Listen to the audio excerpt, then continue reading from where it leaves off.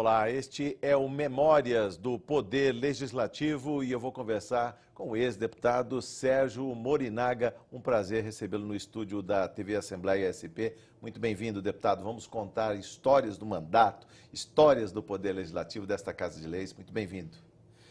Antes de mais nada, eu queria saber do senhor, que foi deputado nesta casa entre 1979 e 1983, a 9ª legislatura. Vamos falar um pouco desses tempos bicudos, né? Estávamos ainda sob o regime militar e eu queria que o senhor falasse como era fazer política na sua juventude. O senhor chegou a essa casa com 29 anos de idade. Eu queria que falasse um pouco de como era fazer política nesta época, deputado. Muito bem-vindo. Era difícil. Difícil? Difícil, bastante difícil. O presidente na época era o militar, João Batista Figueiredo. Nós tínhamos dois partidos, o partido do governo, que era militar, e o PMDB. E nós tivemos o privilégio de ser eleito pelo PMDB. Sim. Junto com o senador Franco Montoro, saudoso Franco Montoro, e o PMDB era uma alternativa de poder, era a esperança do povo brasileiro. E nós iniciamos a política nessa fase bastante difícil. Eu fui líder estudantil do Instituto de Educação Padre Anchieta, no Brás, onde eu fui muito bem votado. Mas eu iniciei minha carreira junto com o PMDB como líder estudantil.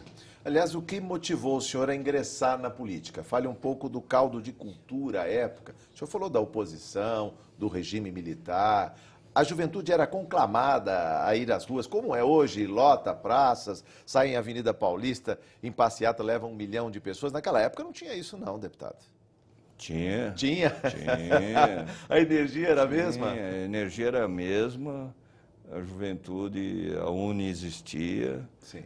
Muitos líderes estudantis foram presos pelo regime militar e a gente olhava aquilo com um profundo pesar, porque o exercício da democracia não existia no país, né? Sim. E nós acreditávamos que com o PMDB poderiam mudar. Tanto é que o povo votou maciçamente no PMDB. Ou seja, a população queria mudança. Queria mudança. E ela veio com o tempo, anos depois, o final do último governo militar, João Batista de Oliveira Figueiredo. Tivemos o privilégio de iniciar naquela época. Naquela época. O PMDB recebeu uma votação expressiva do povo brasileiro. Deputado, neste Palácio 9 de Julho, o vizinho do 2º Exército, o Comando Militar do Sudeste, ou seja, os militares estavam aqui, vigilantes. E como era, por exemplo, para o senhor ingressar aqui como deputado naquela legislatura, a 9ª legislatura, trazer inclusive os anseios da juventude, o senhor falou aí, os estudantes da UNE, mas também do povo de São Paulo como um todo. A juventude queria mudança e essa casa, o Palácio 9 de Julho, a Assembleia Legislativa, tinha uma cobertura da mídia muito maior, inclusive, repórteres, setoristas. Parece que a política aqui pulsava com muito vigor, não é? Sim, eu acredito que eu ingressei numa época muito boa na política brasileira, quando iniciou-se as mudanças, né, no país. Então, a participação da juventude, dos estudantes, de toda a sociedade brasileira, a gente percebia que era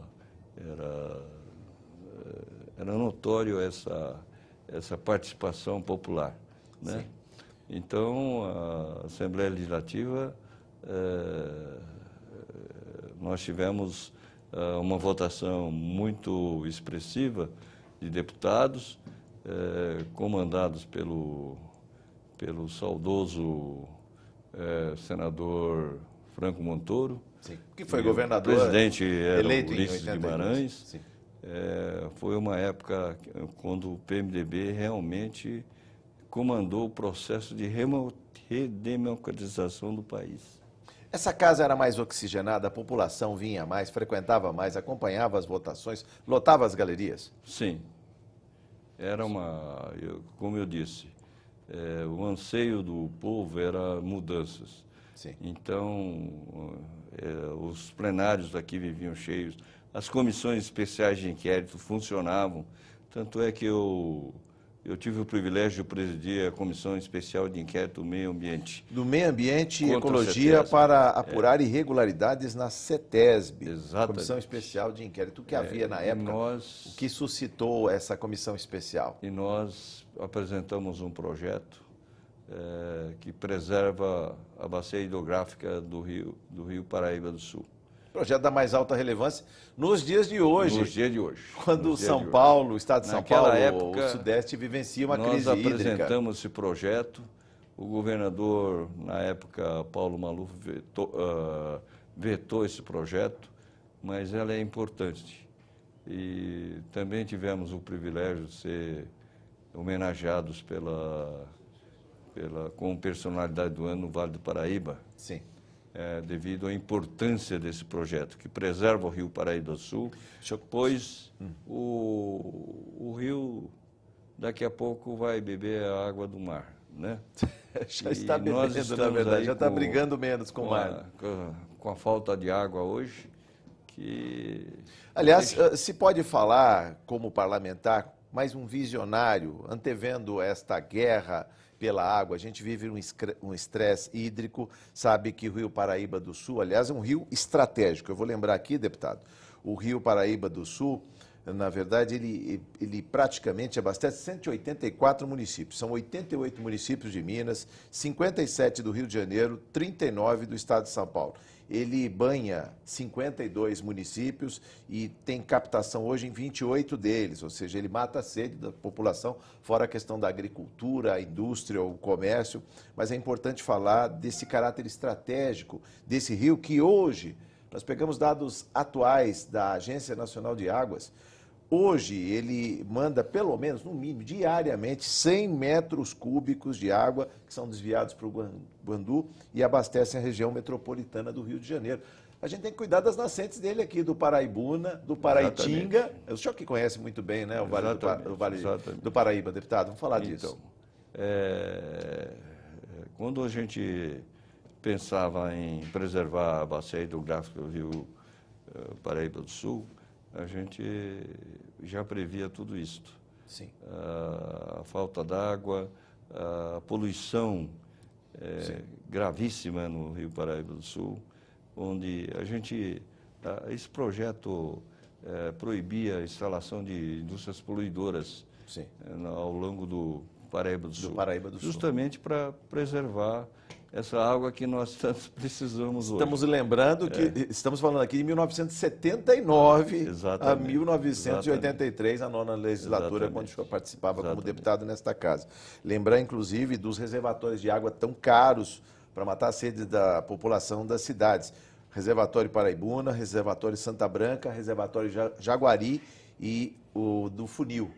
O Jaguari que está sendo transposto agora para alimentar o nosso Cantareira aqui também. Tem uma obra de vulto lá, porque a água está sendo disputada nas bacias aí. Aqui o Alto Tietê. Eu gostaria de lembrar o seguinte, naquela época nós conseguimos, com o mandato de segurança, a documentação da CETESB, onde pudemos examinar todas as indústrias poluidoras do estado de São Paulo.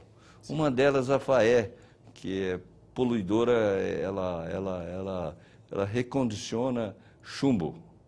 E chumbo produz saturnismo, provoca demência no ser humano. Uma série de problemas de saúde. É metal pesado.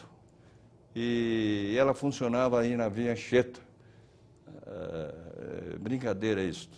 Mas nós conseguimos paralisar a produção de chumbo em plena Via Anchieta, em São Bernardo do Campo.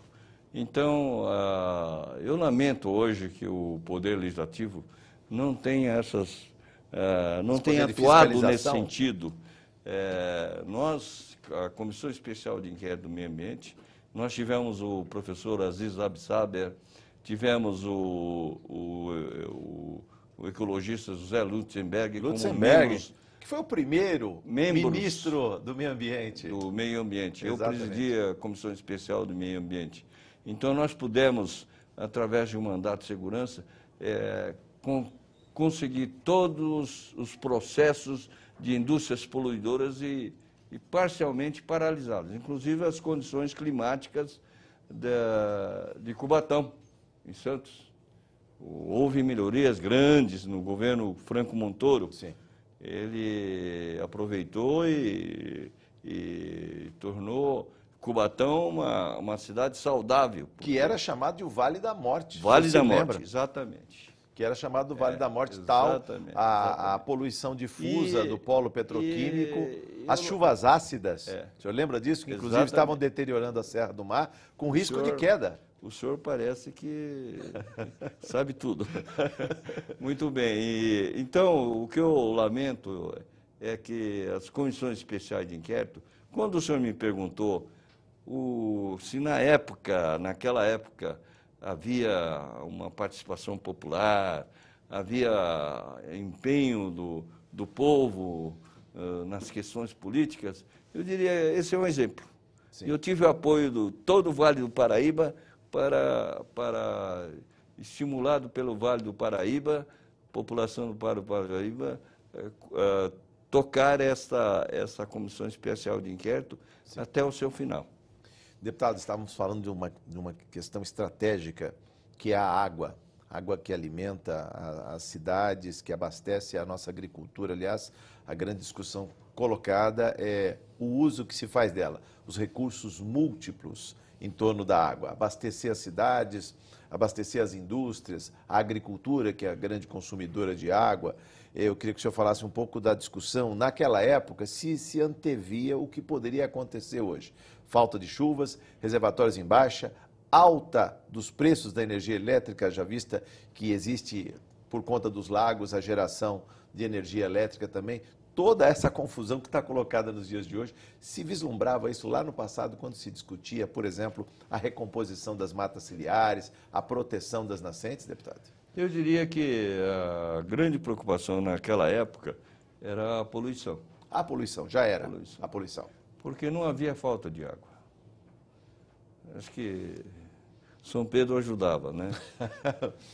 Mas as cidades também não eram tão cimentadas, de água, deputado. especificamente. Cidades não eram tão cimentadas, tão asfaltadas, não havia tanto concreto, assim, havia mais verde. E o regime de chuvas era mais igual. Exato. Mas o grande problema na época era a poluição mesmo. Sim. A preocupação era a Baixada Santista, né? Sim. E as indústrias poluidoras que existiam na Grande São Paulo. Discussão e aí ineficiência e inoperância da CETESB, a Companhia de Tecnologia Ambiental do Estado de São Paulo. Hoje, a Agência de Tecnologia Ambiental, embora tenha o mesmo nome, CETESB. Deputado, isso lá na frente suscitou capítulos e muita discussão por conta da Constituinte aqui em São Paulo, a proteção do meio ambiente. Foram os deputados paulistas que votaram contra o bombeamento das águas poluídas do Rio Pinheiros para a represa Billings e a distribuição depois para Guarapiranga, para o ABC. É importante que se diga que a questão ambiental estava muito presente no seu mandato e nos deputados da 9ª legislatura? Sim, senhor. Sim. Foi uma boa e profícua discussão que se fez aqui na época. A questão ambiental exatamente. Eu preciso lembrar, deputado, porque quando veio a Conferência das Nações Unidas, 72, em Estocolmo, o senhor chegou aqui em 79 e trouxe, o senhor foi contagiado pela questão ambiental e trouxe para a discussão. Eu queria que o senhor falasse um pouco dessa visão também planetária. A conferência aconteceu, depois veio o PNUMA, o Programa das Nações Unidas para o Meio Ambiente, falar um pouquinho sobre isso também, rapidamente, porque daqui a pouco a gente vai fazer um intervalo, deputado. Eu diria que nós estamos iniciando o mandato e essa questão ambiental já existia em discussão na ONU, no mundo inteiro. E hoje muito mais, né, senhor? Sim. Hoje muito mais. Hoje é questão de sobrevivência. Mas vamos falar mais sobre isso, sobre questão ambiental. Sim, e mais de mandato no próximo bloco do programa, que volta em instantes.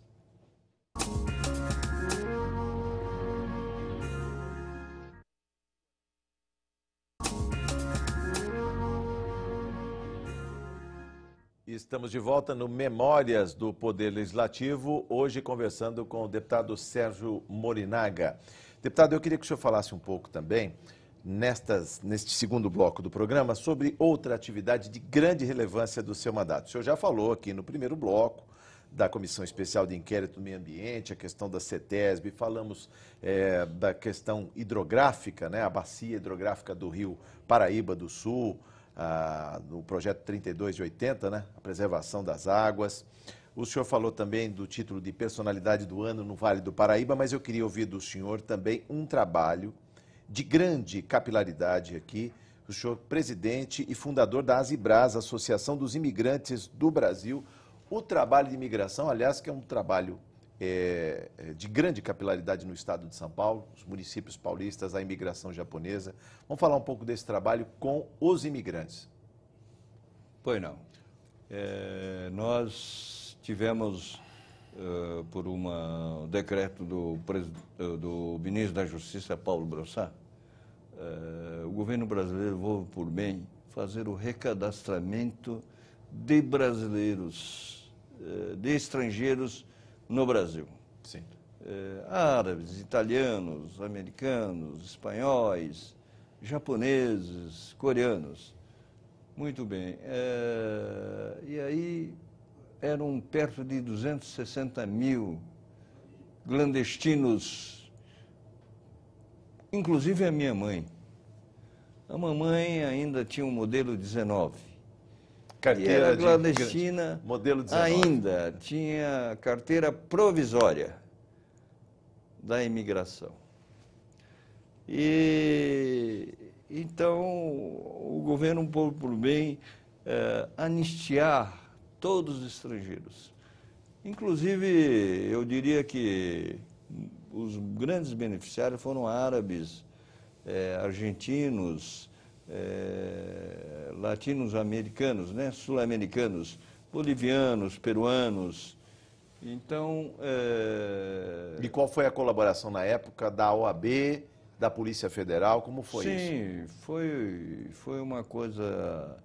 Nós conseguimos, diria, humanizar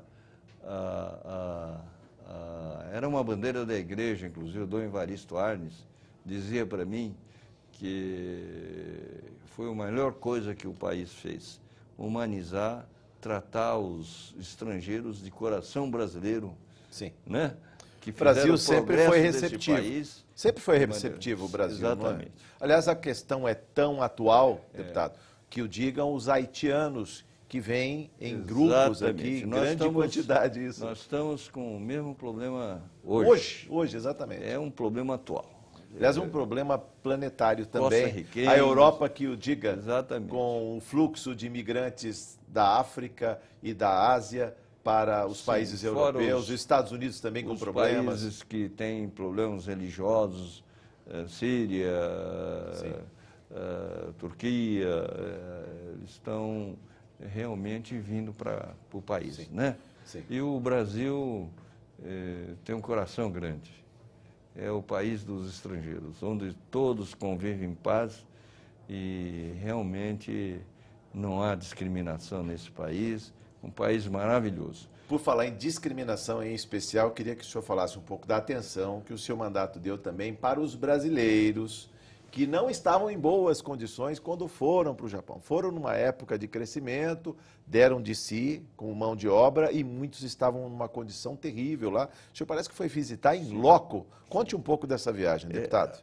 Ao fazer o recadastramento de 260 mil estrangeiros no país, nós conseguimos a anistia para os estrangeiros. Regularizamos a situação desses estrangeiros no país. Inclusive os cônjuges todos. Nós enfrentamos outro problema.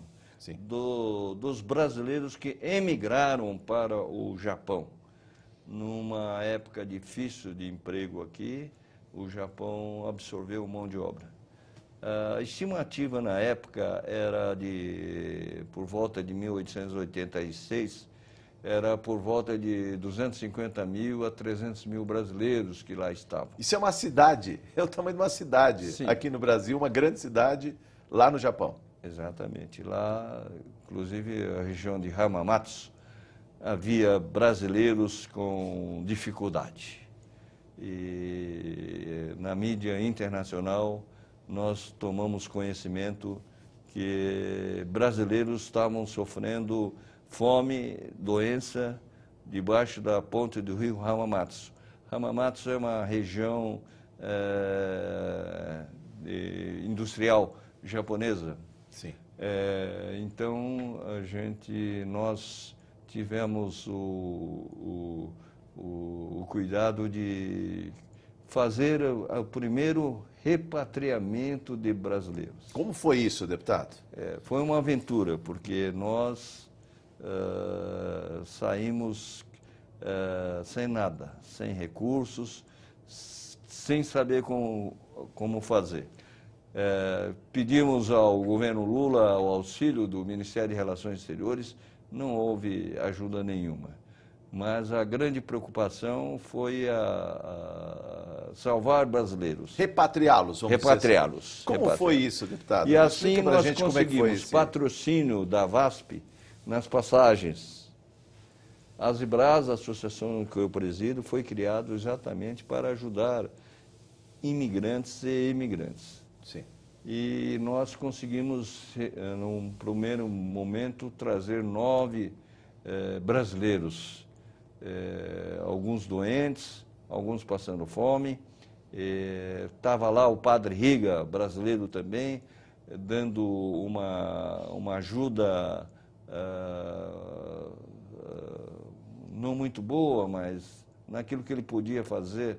E nós chegamos no momento certo para trazer esses 9 brasileiros em dificuldade. Houve discriminação, se pode falar, deputado? Sim. Quando se trata até de um termo, decassegue, é isso? Seria um termo até pejorativo? No início da imigração de trabalhadores brasileiros no Japão, eu diria que houve sim discriminação. Brasileiros que, a ponto de brasileiros que estarem no supermercado, sim, o próprio direção do supermercado anunciava, dizendo que havia presença de brasileiros no supermercado. Cuidado, eu estou mostrando aqui um jornal ainda exatamente, de época, aqui falando dos decassegues quando foram recebidos de volta aqui. Havia notícias de furtos que brasileiros praticavam lá. Isso foi tratado de uma forma muito dura para nós que sentimos isso, né? Sim. Mas aos poucos o próprio povo japonês foi se adaptando e hoje não há problema de discriminação. Mas chegou a haver um fluxo de volta? A verdade. Sim, por favor. Né? Houve sim, inclusive há muitos processos de brasileiros que processaram donos de comércio, donos de lojas, que houve um maus-trato a brasileiros, sim. Coisa que não é muito diferente do trabalho semi-escravo ou próximo da escravidão que acontece hoje, por exemplo, em oficinas de costura com bolivianos, com pessoas aqui em São Paulo nos dias de hoje, que são denunciadas. O Ministério Público do Trabalho vive estourando esses locais aí que há o trabalho irregular. Ou seja, os brasileiros saíam daqui para buscar uma condição melhor do outro lado do mundo, no Japão, e chegava lá, não era nada daquilo, ou não havia vaga, ou pagava caro por um benefício que nunca ia chegar, deputado? O senhor está dizendo de um problema que eu tratei. Sim.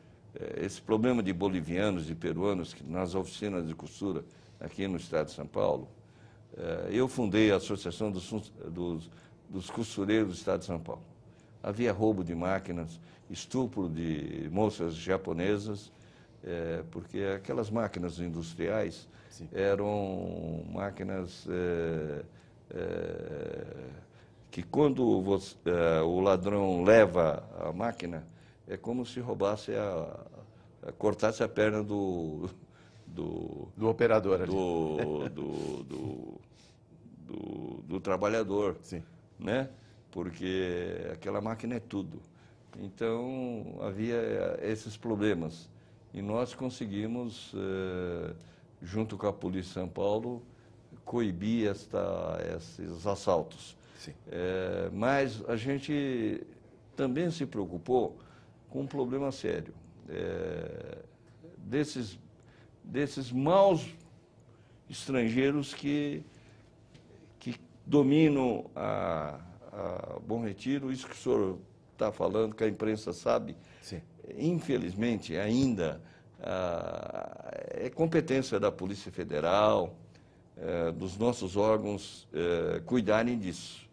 Mas até agora eu não estou vendo nada, porque esses maus tratos, esses peruanos, bolivianos que em regime de escravidão estão trabalhando nas oficinas de costura, é uma realidade, de fato. Sim. E enriquecem alguns pseudo-industriais, né? que vêm no Brasil e exploram mão de obra dos próprios patrícios mesmo. Sim. Está acontecendo isso. São os chamados gatos que ficam Exatamente. cooptando trabalhadores, cobram caro. Exatamente. E depois não vem o emprego ou aquela Exatamente. condição satisfatória de trabalho. Peruanos, bolivianos, um pouco argentinos, paraguaios, Sim. mas grande maioria é boliviano e peruanos. Sim.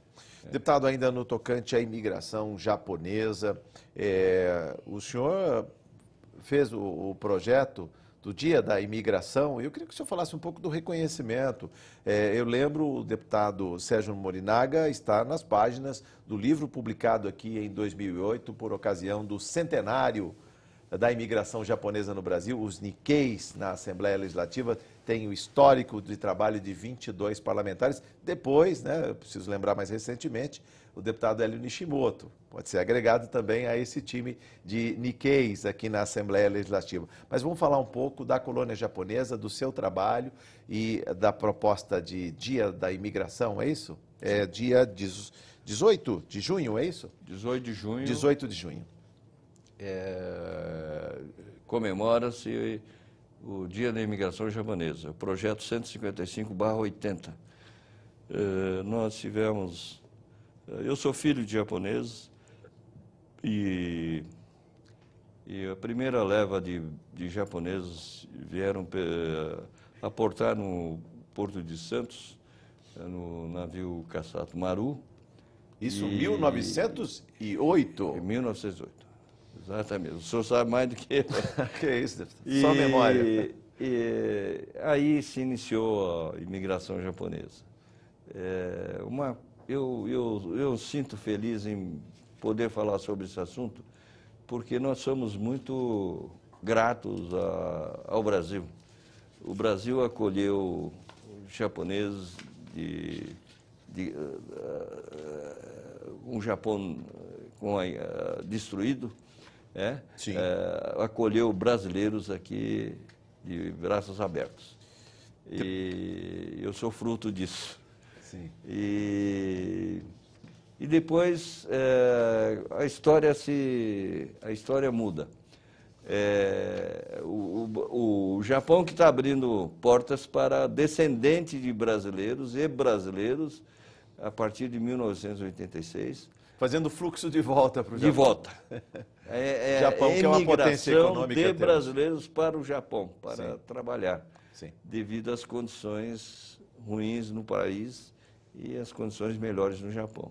Sim. E esse processo inicia, inclusive, agora, com o Brasil com desemprego. Sim. Muitos decassegues são decassegues, eu diria, aquele que imigra, Sim. em palavra japonesa. Tá. São trabalhadores que imigram.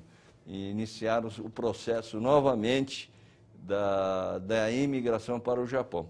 O senhor é filho de imigrantes, mas é importante dizer que também a vida não foi fácil para quem imigrou do Japão no Kassato Maru ou nas novas levas de japoneses que adentraram o território brasileiro, que chegaram nos municípios de Ribeirão Preto, Sertãozinho, São Manuel, Indaiatuba, São Simão, diversas cidades paulistas acolheram, Sim. Principalmente na agricultura, né? Até hoje, a colônia japonesa está muito ligada à agricultura, deputado.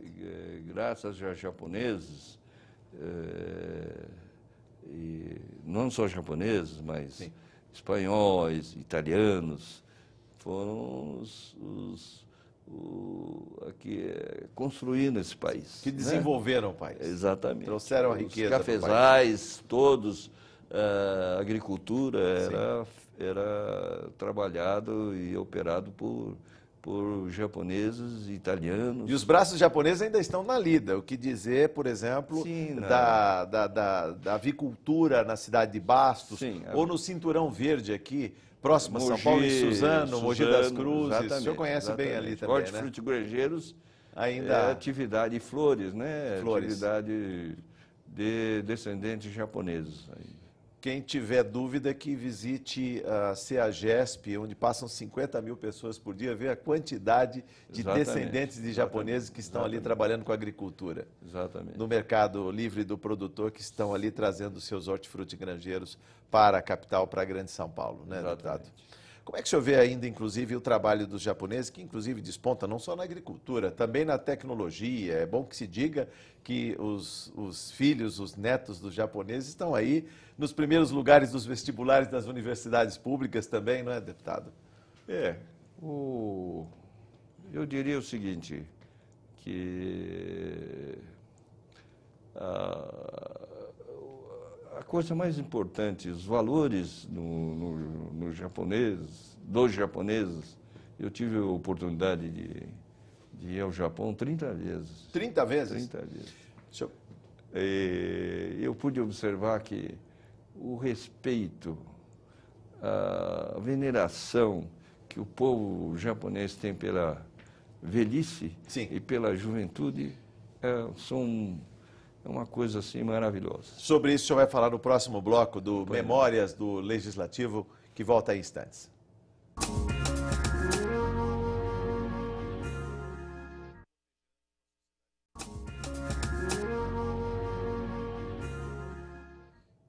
Estamos de volta no Memórias do Poder Legislativo, hoje conversando com o deputado Sérgio Morinaga, que é da 9ª legislatura, foi deputado nesta Casa de Leis entre 1979 e 1983.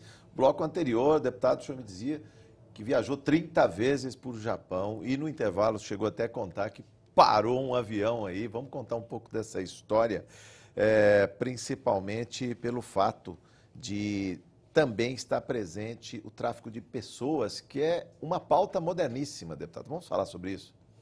Numa dessas suas viagens para o Japão, o que aconteceu?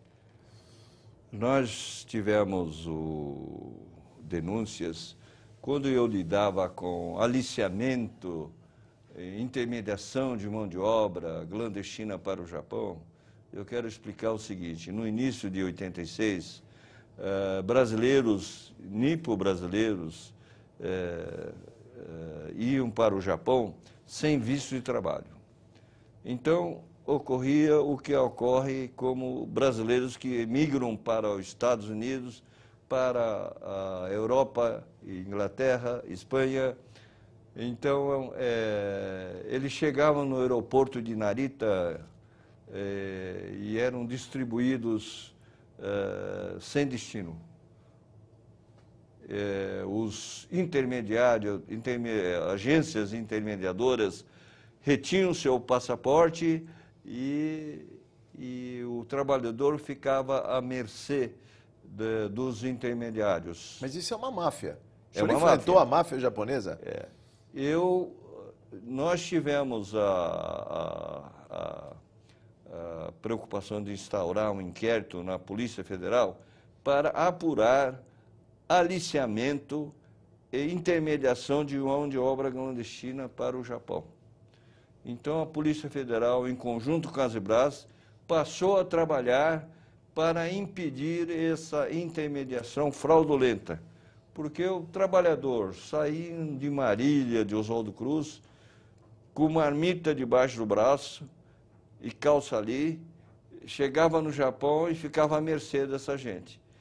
A sua passagem era cobrada 10 vezes mais do valor. Ficava sempre devendo. A passagem custava $2.000 e cobrava-se $10.000 a passagem. Então, o trabalhador, o nipo brasileiro que saía daqui para o Japão, E é porque a dificuldade na agricultura brasileira era notória. Então, ele ia para mandar recursos para alimentar a família. Então, foi uma época muito triste. E lá era expoliado. Exatamente. Foi aí que o grande trabalho das Brás. Nós acabamos com a intermediação e das agências fraudulentas, entendeu? A Polícia Federal agiu, prendeu vários donos de agências intermediadoras de mão de obra. Isso é obra nossa, nós que conseguimos isto. Mas não ficou só nos trabalhadores comuns, a imigração de brasileiros, a ida de brasileiros para o Japão. O senhor está me perguntando algo que me entristece falar, mas eu tenho que alertar famílias de nipo-brasileiros, principalmente no interior, Araçatuba, Marília, Tupã, Bastos. Ocorreu o seguinte: eu recebi uma denúncia de pais aflitos que diziam que as filhas foram contratadas como modelos para trabalhar em Nagoya e Tóquio e que não deixaram o endereço. Foi aí que nós conseguimos sustar o embarque de um avião. Naquela época era JAL Varig, Japan Airlines e Varig, e onde perto de 40 moças estavam embarcando sem destino. Nós tivemos, então, o cuidado de brecar isto, porque havia agenciamento de agências fraudulentas no comércio de escrava branca. Comércio, tráfico de pessoas hoje. Tráfico de pessoas, escrava branca.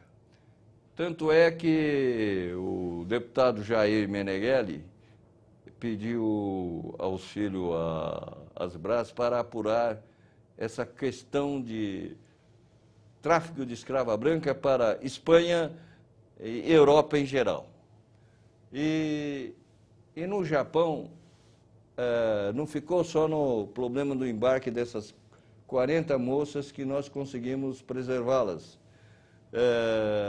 O próprio Sindicato dos Artistas nos trouxe um problema porque a mídia começou a publicar de pedido de socorro de brasileiras que já estavam lá. Que estavam lá em Nagoya, nas mãos da máfia Yakuza japonesa. E como foi contrapor a máfia, deputado? Como? Como foi contrapor a máfia, dizer não com o seu trabalho, com o seu mandato? Sim.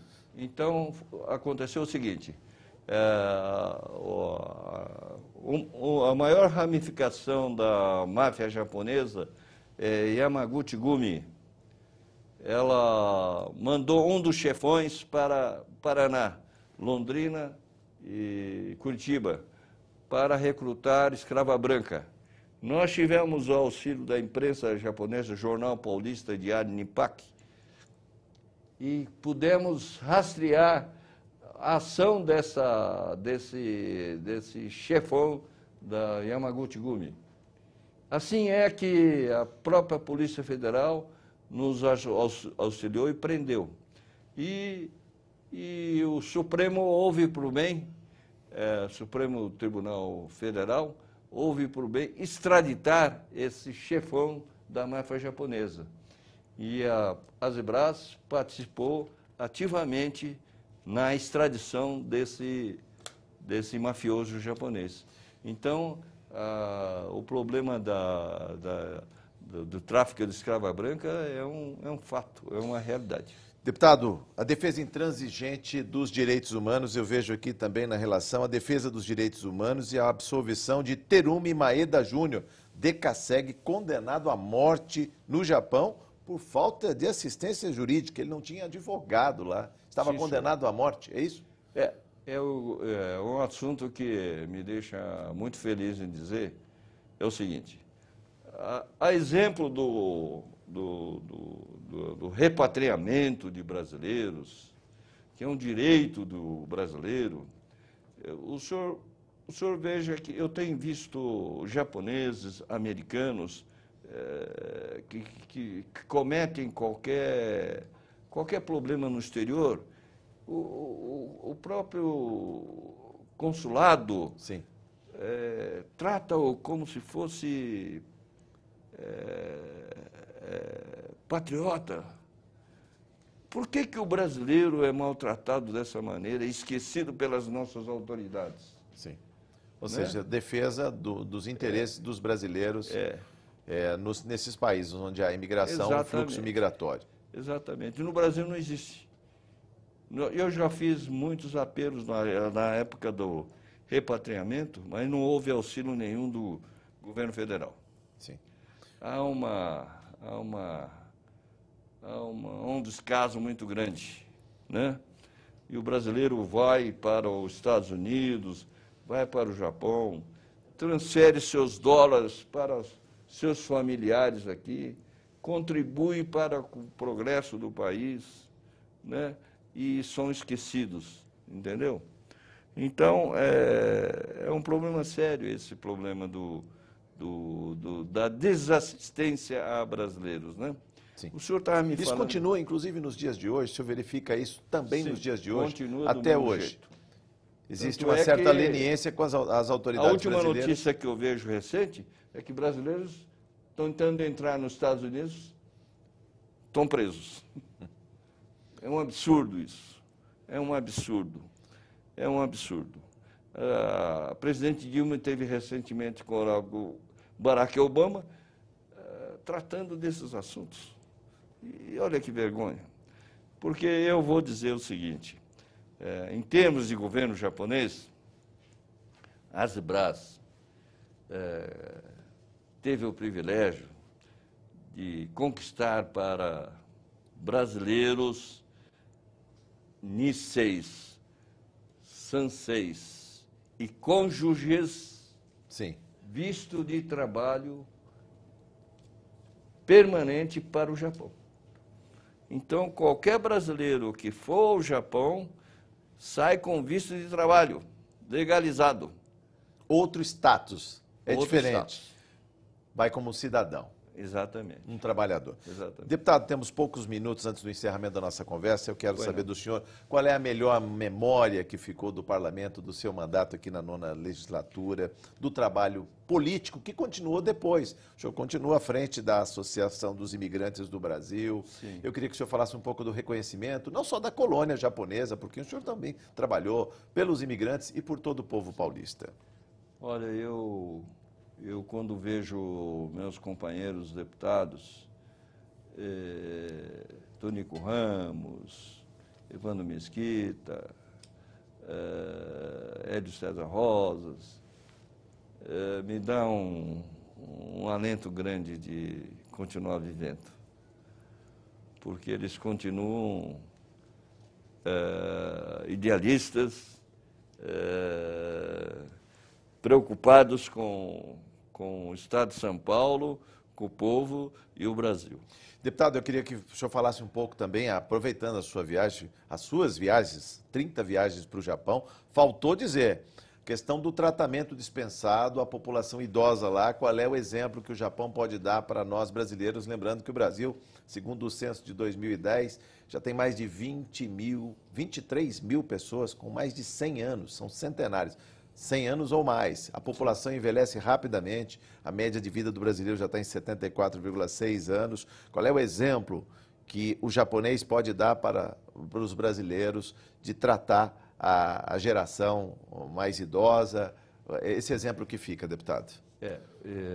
Isso nos deixa muito emocionados quando falamos sobre esse assunto.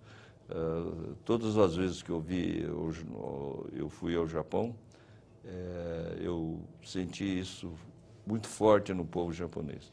É a veneração, o amor, é a dedicação para jovens, né? A juventude. Sim. E para os idosos.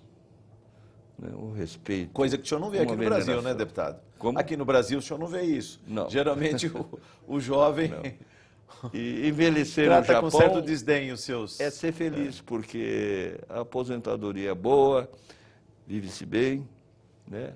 Aqui é o contrário. Aqui O tratamento lá é bom e respeitoso. é respeitoso. Há o acolhimento de família, há o acolhimento da sociedade. Nas Exatamente. ruas, o planejamento das cidades é feito para a boa convivência com os idosos. E eu gostaria de lembrar o seguinte, o governador Brizola, ele, quando foi exilado, o único povo japonês que o convidou para visitar o país foi o Japão. Foi o Japão.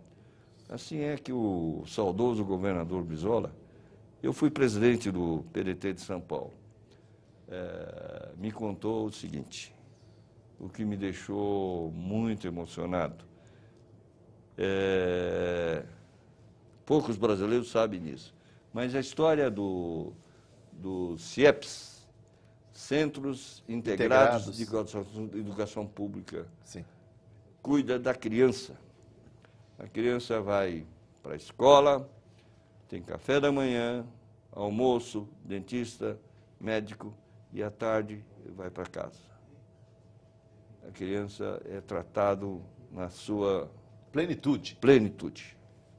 Isso que nós desejamos para o país, né? Para um país grande, precisamos investir em educação e juventude.